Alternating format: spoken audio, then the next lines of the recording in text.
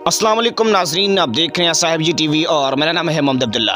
नाज़रीन, भारत ने यहूदियों की देखा देखी और उनसे अपनी दोस्ती को अटूट साबित करने के लिए अलगरकत नामी जिस दरख्त की काश्त शुरू कर रखी है, इसका सबब एक हदीस मुबारक है। यहूद हनूद कुरान व हदीस की तकज़ीम करने के बावजूद रसूलुल्लाह सल्लल्लाहु अलैहि वसल्लम की बातों को हक और सच जानते हैं। इसका एक सबूत ये है कि उन्होंने इस हदीस मुबारक का भरपूर फ़ायदा उठाकर क़यामत से पहले और मुसलमानों से जंग करने के दौरान इस दरख्त को अपनी ढाल के तौर पर जाए पनाह बनाने का मनसूबा बना रखा है। इस गर्ज से जहाँ इसराइल में गरकत नामी इस दरख्त की काश्त के लिए आवाम से फंड्स लिए जाते हैं, वहाँ इसको कपड़ों पर भी नक्श किया जाता है। जबकि इसराइल के बाद भारत और अफगानिस्तान ऐसे दो मुल्क हैं जो गरकत की पनाह पर यकीन रखते हुए इसकी काश्त करवा रहे हैं। सही मुस्लिम की जिल्द सोम में हजरत अबू हुरैरा रज़ी अल्लाह तआला अन्हु से रिवायत है कि रसूलुल्लाह सल्लल्लाहु अलैहि वसल्लम ने फरमाया, क़यामत कायम न होगी यहाँ तक कि मुसलमान यहूदियों से जंग करें और मुसलमान उन्हें कत्ल कर दें। यहाँ तक कि यहूदी पत्थर या दरख्त के पीछे छुपेंगे तो पत्थर या दरख्त कहेगा कि ए मुसलमान, ए अब्दुल्ला, ये यहूदी मेरे पीछे है, आओ और इसे कत्ल कर दो, सिवाय दरख्त गरकत के,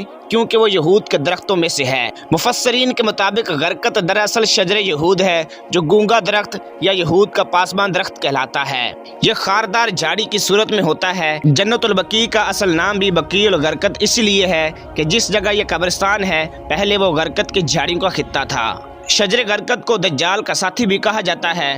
एक रिपोर्ट में इंकशाफ किया गया था कि यहूदियों ने गोलान की पहाड़ियों को फतह करने के बाद वहां गरकत की काश्त कर दी है, जबकि अफगानिस्तान में भी अपने कदम जमाने के बाद वहां खामोशी से गरकत काश्त किए जा रहे हैं। इसराइल ने भारत को भी अपने मुल्क की तमाम बंजर अराजी पर गरकत की काश्त करने के लिए कसीर रकूम दी हैं। वाज़ेह रहे कि यहूदी कौम अपने मजहब से ज्यादा इस्लाम के सच्चाई पर यकीन रखती है। इनके स्कॉलर्स और मुहक्किकीन कुरान व हदीस का मुताला करके अपनी तरक्की की राहें खोलते और मुसलमानों की कमजोरियों पर गिरफ्त करते आ रहे हैं। यही वजह है कि यहूदियों ने हदीस मुबारक पढ़ने के बाद गरकत को अपना पासबान शजर करार दे रखा है और इसकी काश्त को अपने लिए नेमत समझते हैं। यहूदी जानते हैं कि आकाए दो जहां हजरत मोहम्मद मुस्तफ़ा सल्लल्लाहु अलैहि वसल्लम की जुबान से निकलने वाला हर लफ्ज़ सच्चा है और हर कीमत पर पूरा होने वाला है।